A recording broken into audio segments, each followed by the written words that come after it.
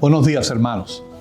Que la paz, la gracia y la misericordia de nuestro Padre Celestial y de su Hijo Jesucristo estén con ustedes en esta mañana de octubre 3 del año 2021.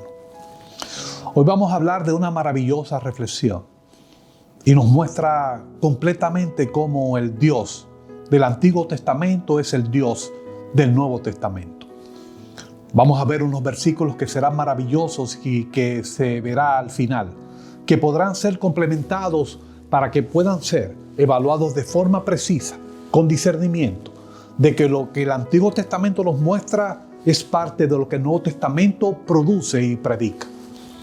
Antes de entrar a nuestra reflexión, oremos a nuestro Padre Celestial. Bendeciremos a Jehová en todo tiempo. Nuestra alma se gloría exaltando su nombre. Clamamos y Él nos oye. Nos libra de Él de todas nuestras angustias. Su ángel nos defiende. Nuestra dicha es alabar a nuestro Dios. Damos gracias a Dios, pues en Él confiamos, que por su promesa, nuestros cuerpos y nuestras almas serán redimidos por aquel que murió en la cruz para perdón de nuestros pecados. Oramos en el poderoso nombre de su Hijo Jesús. Amén, amén y amén. La reflexión de hoy la he llamado tipo y antitipo.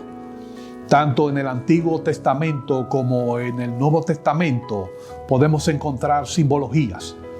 Veremos versículos que se pueden adosar unos a otros. Esto lo podemos ver en el libro de Isaías, en su capítulo 53, versículo 7, el cual podemos implementar con el libro de Juan, en su capítulo 1, versículo 29. En el libro de Isaías podemos ver que la palabra del Señor nos dice lo siguiente: fue afligido y oprimido, pero no abrió su boca, como cordero que es llevado al matadero. En el libro de Juan encontramos lo que nos dice esta palabra preciosa: este es el Cordero de Dios que quita el pecado del mundo. A la vez podemos ver en los Salmos, en su capítulo 34 y su versículo 20, donde se nos dice lo siguiente: Él guarda todos sus huesos, ninguno de ellos será quebrantado. Y podemos aplicarlo directamente al libro de Juan, en su capítulo 19, versículo 36, donde nos dice: no será quebrado hueso suyo. Aquí Juan se refiere a Jesús. La relación que existe entre el Antiguo Testamento y el Nuevo Testamento ha sido motivo de discusiones de muchas congregaciones eclesiásticas. Sin embargo, no es ni será objeto de discusión la simbiosis que existe entre estos para aquellos que creen en la manifestación de Dios, por la cual su carácter y presencia son reveladas al hombre a través de todo lo creado o a través de su palabra. Todo este proceso, para poder interpretar, para poder entender y recibir, está basado en la iluminación a través de las Escrituras. Al leer el Antiguo Testamento podemos encontrar conceptos que son aplicados y que corresponden a otros del Nuevo Testamento. Y cuando digo que son aplicados, lo que expreso es que ambos son intrínsecamente iguales. Para poder entender mejor estos significados, vamos a ver la relación que existe entre pasajes del Antiguo Testamento con el Nuevo Testamento y por qué esta palabra se puede unificar entre ambos.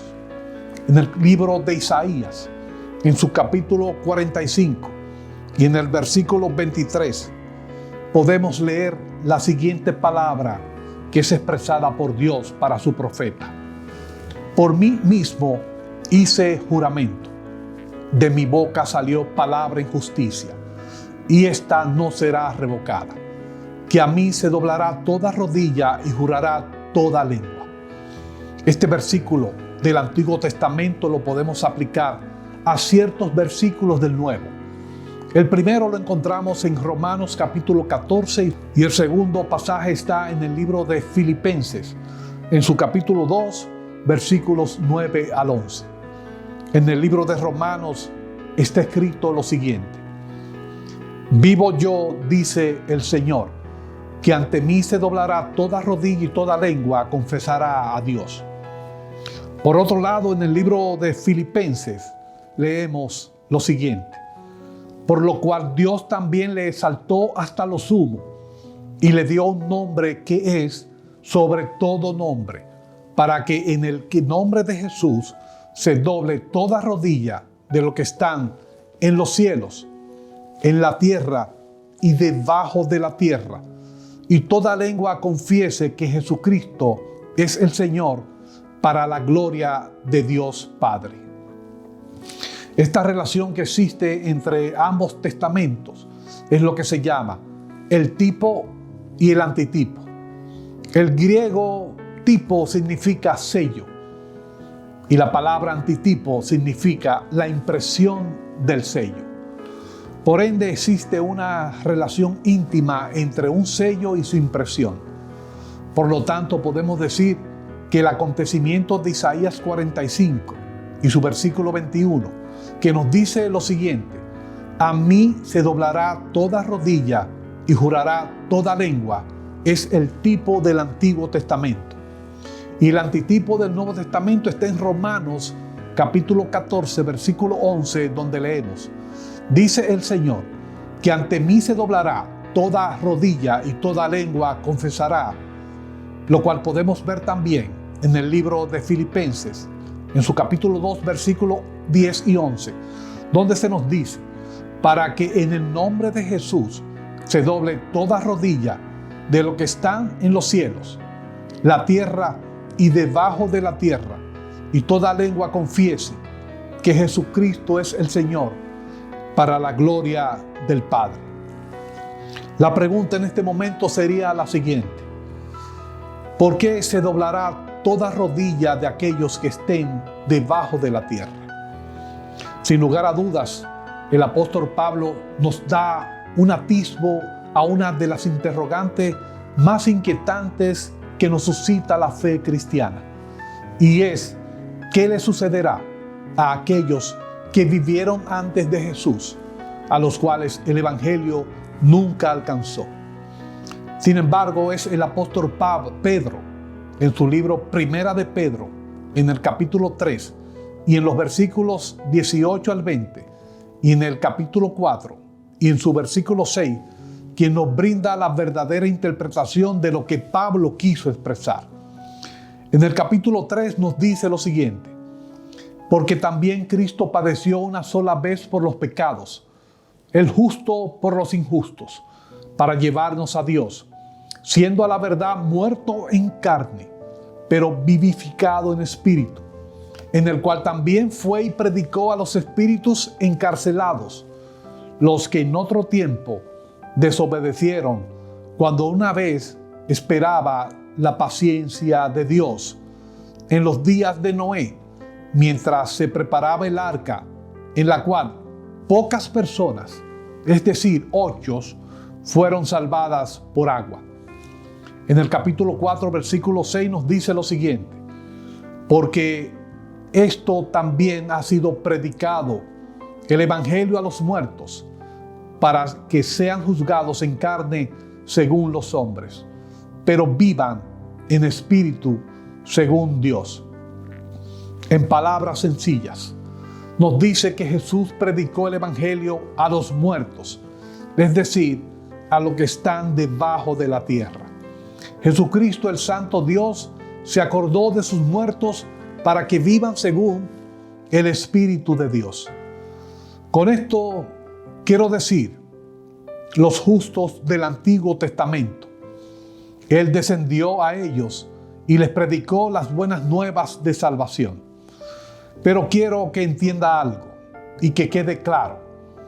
En ese momento Jesús no vino a rescatar o a reconciliar, ni siquiera a redimir o dar misericordia o una segunda oportunidad a los ángeles caídos. A estos les predicó la terrible condenación de su pecado. Es por esta razón que aún los caídos debajo de la tierra, los que viven en la eterna condenación, doblarán sus rodillas ante Jesús. Estos pasajes presentan para muchos eruditos unas verdades que son maravillosas para ellos.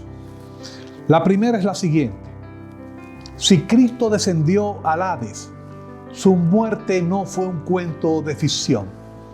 Jesús experimentó la muerte y resucitó. Esto habla de la total identificación de Cristo con nuestra condición humana hasta la misma muerte.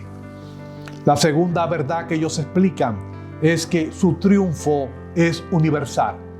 Para ellos, esta es una verdad inseparable del Nuevo Testamento. Esta verdad la identifican con el libro de Apocalipsis, su capítulo 5 y su versículo 13, que nos dice que el himno de alabanza viene de todas las criaturas que están en el cielo, la tierra y debajo de la tierra. La total sumisión del universo a Cristo está entretejida en todo el pensamiento del Nuevo Testamento. La tercera gran verdad para ellos es que nos dice que Jesús predicó allí. Por ende, no hay un rincón del universo en el que no haya llegado el mensaje de la gracia de Dios. Es aquí donde ellos entienden que todo esto responde a la interrogante de la fe cristiana, de qué le sucederá a los que vivieron antes del tiempo de Jesucristo como figura encarnada de Dios, y a aquellos a los que nunca alcanzó el Evangelio.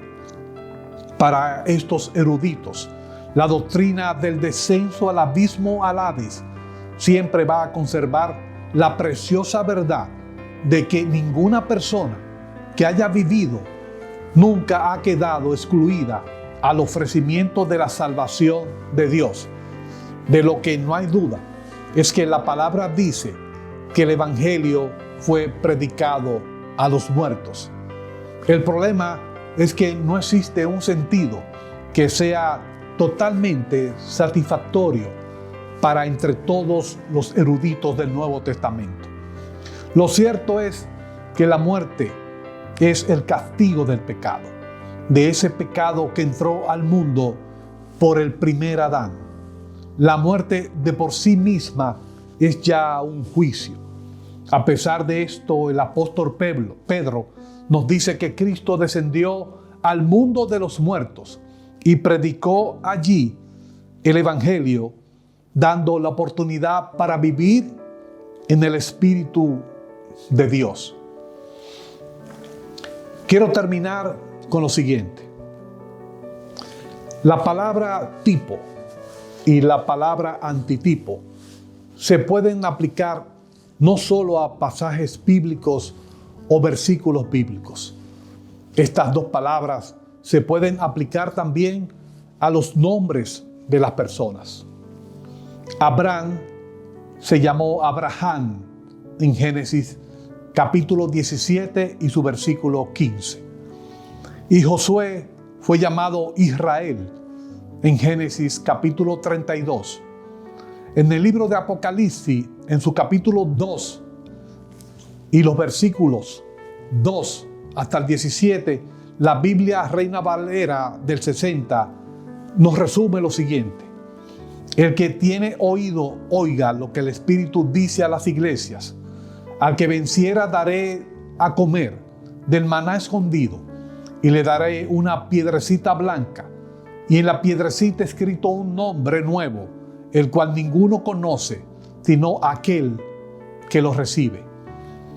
Los judíos tenían dos ideas interesantes. En primer lugar, decían que el maná era el trigo y que era el pan de los ángeles. Jesús, en Juan 6, versículos 31 y 35, tiene una conversación con un grupo de personas en Capernaum. Ellos le dijeron: nuestros padres comieron el maná en el desierto, como está escrito, pan del cielo les dio a comer. Y Jesús les dijo: de cierto os digo, no os dio Moisés el pan del cielo, mas mi Padre os da el verdadero pan del cielo, porque el pan de Dios es aquel que descendió del cielo y da vida al mundo. Ellos le dijeron: Señor, danos siempre este pan. Y Jesús les dijo lo siguiente: yo soy el pan de vida. El que a mí viene nunca tendrá hambre, y el que en mí cree no tendrá sed jamás. Esto es palabra del Señor. Entonces, si el maná escondido y el pan de la vida son la misma cosa, el maná es el pan de la comunión. Y no solo el pan de la comunión, sino que también representa al mismo Cristo, quien es el pan de vida.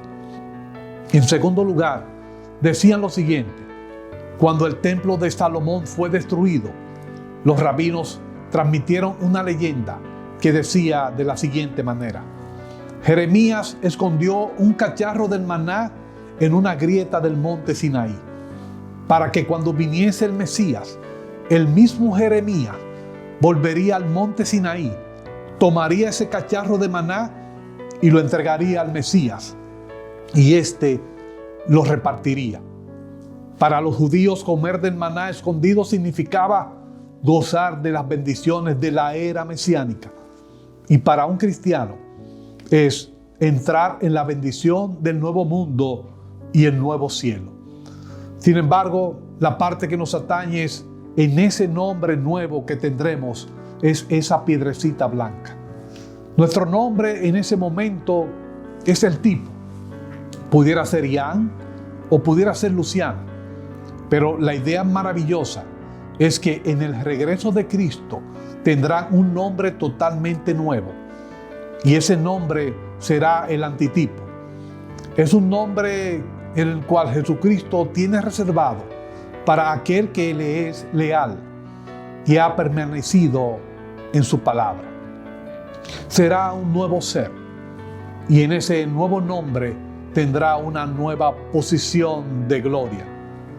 En ese nombre tendremos la paz y se cumplirá la promesa de que en algún momento podremos ver cara a cara a aquel quien nos protegió durante toda nuestra vida terrenal.